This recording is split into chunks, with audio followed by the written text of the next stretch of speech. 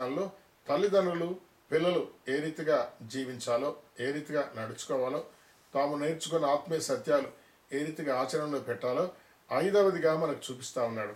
పిల్లలు ఏం చేయాలి? తల్లిదండ్రులకు విధేయులై ఉండాలి. అన్ని విషయాల్లో విధేయతే, తిరుగుబాటు అనేది ఎన్నడూ ఉండకూడదు. అంటే ప్రతి కుమారుడు, ప్రతి కుమార్తె తన తల్లికి అన్ని విషయాల్లో విధేయుడిగా లోబడి ఉండాలి అనే సంగతిని గుర్తుంచుకోవాలి. అలాగ ఉన్నట్లయితే భూమి మీద దీర్ఘాయుష్మంతులు అవుతారు అనే మాట ఉంది. కాబట్టి తల్లి తండ్రిని సన్మానించాలి. తల్లి తండ్రికి అన్ని విషయాలలో కూడా మనము విధేయులమా అయి ఉండాలి, సన్మానించాలి. చాలా పర్యాయాలు పెరిగి పెద్దయ్యాక తల్లిదండ్రులు సన్మానించేది పిల్లల్లో లోపిస్తూ ఉంటుంది. ప్రాముఖ్యంగా ఈ దేశంలో అయితే పిల్లలు 18 ఏళ్ళ వయసు వస్తేనే ఇంటిని విడిచిపెట్టి వెళ్ళిపోతూ ఉన్నారు. వృద్ధులైన తల్లిదండ్రులను వారెన్నడూ ఇంట్లో కూడా చేర్చుకోవడంలే, హోమ్ ఫర్ ది ఏజ్లో చేర్పిస్తూ ఉంటారు. అలా కాకుండా భూమి మీద దీర్ఘాయుష్యులు కావాలంటే వారిని సన్మానించాలి. వారికి అన్ని విషయాల్లో కూడా వారిని చూసుకోవాలనే సంగతి మనం చూస్తూ ఉన్నాం. వివాహం అయ్యాక తల్లిదండ్రులు అంటే తల్లిదండ్రులే కనిపిస్తూ ఉన్నారు, అత్తమామలకి కనపడడం లేదని మనం అనుకోకూడదు.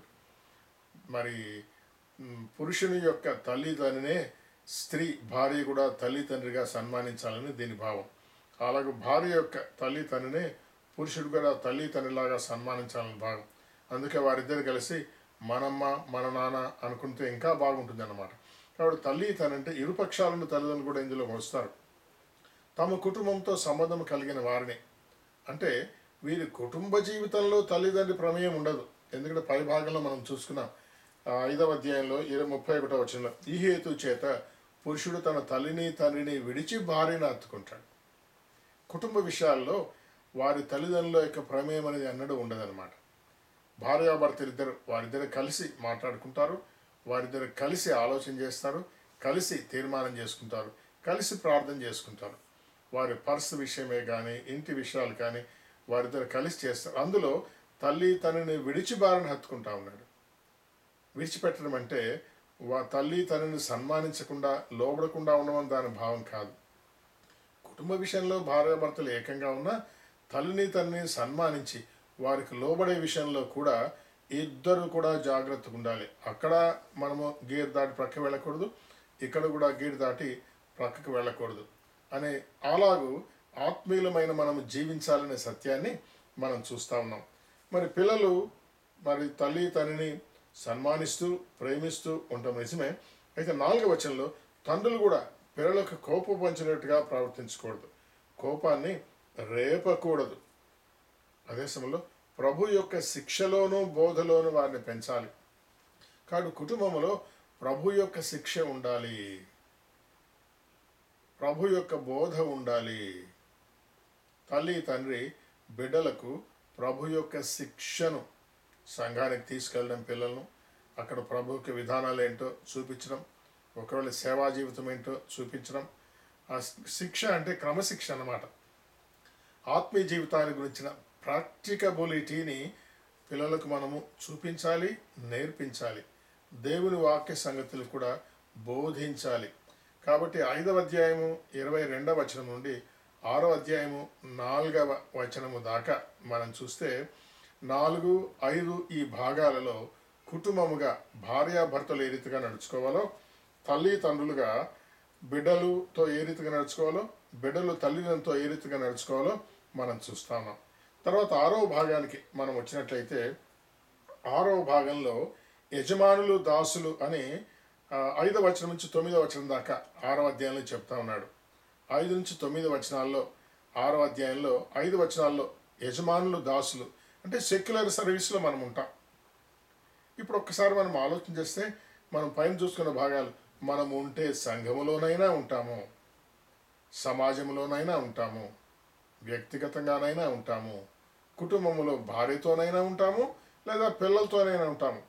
భార్యాభర్తల జీవితము పిల్లలతో సంబంధం లేకుండా ప్రత్యేకమైంది. అలాగే తల్లిదండ్రి పిల్లలతో ఉండేది కూడా ప్రత్యేకమైంది అనే సంగతులు మనం నేర్చుకున్నాం. ఇంకా ఈ తర్వాత ఉద్యోగంలోనైనా మనం ఉంటాం. ఇంతకు మించి వేరుగా మనం ఎక్కడా ఉండం. మరొకసారి సంఘంలోనైనా ఉంటాము, సమాజంలోనైనా ఉంటాము, వ్యక్తిగతంగానైనా ఉంటాము, కుటుంబంగానైనా ఉంటాము, లేదా సెక్యులర్ సర్వీస్లో ఉద్యోగంలోనైనా మనం ఉంటాం. ఈ 5 రకాలైన స్పేర్లోనే మనం ఉంటాం. ఉద్యోగంలో కూడా దాసులైన వారు యజమానులను సన్మానించాలని, యజమానులకు తృప్తికరంగా సేవ చేయాలి అనే సంగతిని మనం చూస్తూ ఉన్నాం. యజమానులు ముష్కరులైనా సరే వారు దేవుడు నీకు ఇచ్చిన యజమానులు కాబట్టి వాళ్ళకు కూడాను లోబడి ఉండుట ద్వారా దేవుని యొక్క నియమాన్ని వారికి కూడా తెలియపరుస్తావు అనే సంగతిని మనం చూస్తూ ఉన్నాం. ఒకవేళ నువ్వు ఉద్యోగంలో యజమాని ఉన్నావా, మరి నీ కూడా ఒక యజమానుడు ఉన్నాడు దేవుడు. యజమాని దేవుడు నీ పక్షంగా ఏ రీతిగా జరిగిస్తున్నాడో, ఏ ఉద్యోగంలో యజమానమైన నువ్వు కూడా నీ క్రింద ఉండే దాసుల పట్ల ప్రేమగాను అన్ని రీతులుగా నడుచుకోవాలా అనే సంగతిని కూడా ఈ భాగంలో నేర్పించడాన్ని మనం చూస్తూ ఉన్నాం. ఇదంతా అయిపోయిన తర్వాత 10వ వచనం 20వ వచనం దాకా తుదకు ప్రభు యొక్క మహాశక్తిని బట్టి ఆయన బలవంతులైనండి. ఇప్పుడు శక్తిని గురించి మాట్లాడుతున్నాడు. ఎందుకంటే 11వ వచనంలో మీరు అపవాది తంత్రములను ఎదిరించాలి, మీరు ఎదిరించేవారుగా ఉండాలి, మీరు పోరాడేవారుగా ఉండాలి అంటున్నాడు. మరి విశ్వాసులు ఎదిరించవచ్చా? విశ్వాసులు పోరాటాలు కలిగి ఉండవచ్చా అంటే, విశ్వాసులు మనుషులతో పోరాడకూడదు. అక్కడుంది మనము పోరాడేది శరీరులతో కాదు. విశ్వాసులైన శరీరులు కావచ్చు, అవిశ్వాసులైన శరీరులు కూడా కావచ్చు. ఎవరితో మనం పోరాడకూడదు, ఎవరిని ఎదిరించకూడదు, అందరితో సమాధానంగా ఉండాలి. రోమా 12వ అధ్యాయంలో శక్యమైతే మనుషులందరితో కూడా సమాధానంగా ఉండండి. మనుషులందరితోనే శక్యమైతే సమాధానంగా ఉండండి అంటే ఇంకా ఆత్మీయులతో సమాధానము శక్యమే అని మనం గుర్తుంచుకోవాలి. అందుకే 4వ అధ్యాయంలో సమాధానమును బంధము చేత అన్నాడు. కాబట్టి శరీరము కలిగిన మానవులతో సమాధానంగా ఉండుట అనేది మనకు ప్రాముఖ్యమైన అంశమే. కానీ ఆత్మ సంబంధమైనటువంటి అపవాది దురాత్మల సమూహంతో మాత్రం మనకి ఎప్పుడు పోరాటం ఉంటుంది. శరీరులతో పోరాడకూడదు, కానీ ఆత్మలతో మనం పోరాడుతున్నాం. అపవాది వాడి దూతలు మన ఆత్మీయ జీవితాన్ని భంగం చేయడానికి ఎప్పుడు కనిపెట్టుకున్నారు. వాడితో మనం పోరాడాలి. వాడితో మనం పోరాడాలంటే మనము ఈ 10 నుంచి 20 వచనాలు చక్కగా మనము గమనించినట్లయితే రక్షించబడిన విశ్వాసులము అనే మాటలు మనం చెబుతూ 16, 17, 18 వచనాలు విశ్వాసం అనే డాలు పట్టుకోవాలి అంటున్నాడు. విశ్వాసం అనే డాలు పట్టుకోవాలి, వాక్యం అనే ఖడ్గాన్ని పట్టుకోవాలి, వాక్యం అనే ఖడ్గాన్ని పట్టుకోవాలి. తర్వాత సమస్త పరిశుద్ధులతో కూడా ప్రార్థనా విజ్ఞాపనల శక్తిని మనం కలిగి ఉండాలి, శక్తిని కలిగి ఉండాలి. విశ్వాసం అనే డాలు, వాక్యం అనే ఖడ్గము, ఆ తర్వాత ప్రార్థనా శక్తిని మనం కలిగి ఉండాలి. ఈ 3 ఎంత ప్రాముఖ్యమో చూడండి. విశ్వాసము ద్వారానే రక్షించబడ్డాం. ఇది రక్షణార్థమైన విశ్వాసం కాదు. రక్షించబడిన మనం ఆత్మీయ జీవితంలో విశ్వాసముతో ముందుకు సాగే వాళ్ళంగా ఉండాలి. వాక్యం అనే ఖడ్గము, ఆ తర్వాత విశ్వాసం అనే డాలు. మరి ఈ రోజుల్లో యుద్ధాలు వేరు. పాత రోజుల్లో యుద్ధం అంటే ఒక చేతిలో కత్తి ఉంటుంది, ఇంకో చేతిలో డాల్ ఉంటుంది, షీల్డ్ అన్నమాట. కత్తి ఏం చేస్తుంది? శత్రువును సంహరించేది. డాల్ ఏం చేస్తుంది? శత్రువు మన మీదకైనా బాణాలు కానీ కత్తి కానీ ప్రయోగిస్తే అది తగలకుండా ఆపేదన్నమాట. కాబట్టి 2 చేతులు మనకున్నాయి. ఈ 2 చేతులు ఏమంటే వాక్యము ఒక చేతిలో ఉంటుంది, ఇంకో చేతిలో విశ్వాసం ఉంటుంది. అసలు మన పేరే విశ్వాసులం. మనం ఈ పత్రిక ప్రారంభంలోనే విశ్వాసులమైన మనల గురించిన ప్రణాళిక, విశ్వాసుల సంఘ ప్రణాళిక అనుకున్నాం. విశ్వాసాన్ని ఎప్పుడు మనం విడిచిపెట్టకూడదు. మన దేవుడైన ప్రభు అయిన యేసుక్రీస్తు మీద విశ్వాసం ఉంచాలి.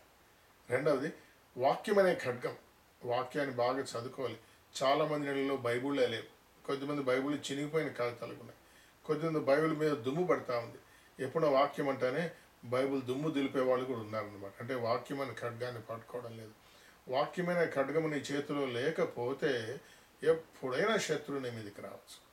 నువ్వు శత్రువుని ఎదిరించలేవు. యేసు ప్రభు అంతటి వాడిని 40 దినాల అరణ్యానికి తీసుకెళ్తే యేసు ప్రభు వాక్యమైన ఖడ్గము ద్వారానే అపవాదిని ఓడించాడనే సంగతి మనం మర్చిపోకూడదు. యేసు ప్రభునే శరీరధారిగా ఉన్నప్పుడు విడిచిపెట్టిన అపవాది మిమ్మును నన్ను ఎప్పుడూ విడిచిపెట్టడు. కాబట్టి వాక్యమైన ఖడ్గాన్ని మనం ఎప్పుడూ ప్రక్కన పెట్టకూడదు. అలాగే విశ్వాసం అనే డాల్ను కూడా ఎప్పుడూ ప్రక్కన పెట్టుకోకూడదు. ఈ 2 కలిగి ఉండి సమస్త పరిశుద్ధులతో కూడా ప్రార్థనా విజ్ఞాపనలో మెలకువగా ఉండాలి. సాతాను నిద్రపుస్తాడు. ప్రార్థన వద్దులే అంటాడు, ఎన్నెన్నో పనులు చెప్తాడు. మెలకువగా ఎప్పుడు లేకపోతే అప్పుడు మనకు తొందర కలుగుతుంది. ప్రార్థనలో ఉంటేనే శక్తి మనకు ఉంటుంది. ప్రార్థన విజ్ఞాపన అంటే 2 నిమిషాలు 3 నిమిషాలు చేసేది కాదు. విజ్ఞాపన అంటే ఎంతో కాలం చేసేది అనమాట. కాబట్టి విశ్వాసులమైన మనలో అపవాదిని ఎదిరించాలంటే, వాటితో పోరాడాలంటే ఈ 3 ప్రాముఖ్యం. మళ్ళా చెప్తున్నాను, వాక్యం అనే ఖడ్గము, ఆ తర్వాత విశ్వాసం అనే డాలు, మరి ప్రార్థన విజ్ఞాపన అనే శక్తి ప్రాముఖ్యమైనవి అని మనం గుర్తుంచుకోవాలి. మన కొరకే కాదు, సమస్త పరిశుద్ధుల కొరకు చేయమంటా ఉన్నాడు. ఎందుకు? విశ్వాసుల సంఘము, ఈ పత్రిక ప్రాముఖ్యమైనది కదా.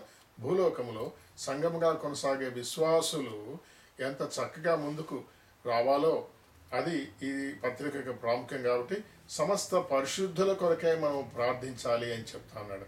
కాబట్టి 7వ అంశములో అపవాదితో ఆత్మల శక్తులతో పోరాడవలసిన మనము విశ్వాసం అనే డాలును, వాక్యం అనే ఖడ్గాన్ని, ప్రార్థన విజ్ఞాపన అనే శక్తిని కలిగి ఉండాలి. మరి ఇంకో మాట, రక్షణ అనే సర్వాంగ కవచాన్ని దేవుడు మనకిచ్చాడు. అంటే ఇవన్నీ ఎవరికి? రక్షించబడిన వారికే. రక్షించబడిన మనకు రక్షణే సర్వాంగ కవచం. దేవుడు మనల్ని కాపాడినాడు, నా రక్షణ పోతుంది అనుకోవడానికి వీల్లేదు. సర్వాంగ కవచాన్ని మనకు దేవుడు ఇచ్చాడు. కాబట్టి ఆ రక్షణ కలిగిన వారమై మనం భద్రంగా ఉన్నాం. అయితే అపవాది యొక్క తంత్రములను ఎదిరించడానికే విశ్వాసం అనే డాలు, ఆ వాక్యం అనే ఖడ్గము, ఆ తర్వాత ప్రార్థన విజ్ఞాపన అనే శక్తిని మనం కలిగి ఉండాలనే సంగతిని 10వ వచనం నుంచి 20 వచనాల్లో మనం చూస్తున్నాం. 21 నుంచి ఆ చివరి వచనం దాకా ఆయన చెబుతూ 24 వచనాలలో ఆయన సమాధానాన్ని గురించి, ప్రేమను గురించి, విశ్వాసాన్ని గురించి, కృపను గురించి చెబుతూ ముగించడాన్ని మనం చూస్తూ ఉన్నాం. ఆత్మీయులమైన మనకు సమాధానం ఉండాలి, ప్రేమ ఉండాలి, విశ్వాసం ఉండాలి, దేవుని కృప, ఈ 4గింటిని దేవుడు అనుగ్రహించునుగాక అని చెబుతూ ఈ పత్రికను ముగిస్తా ఉన్నాడు.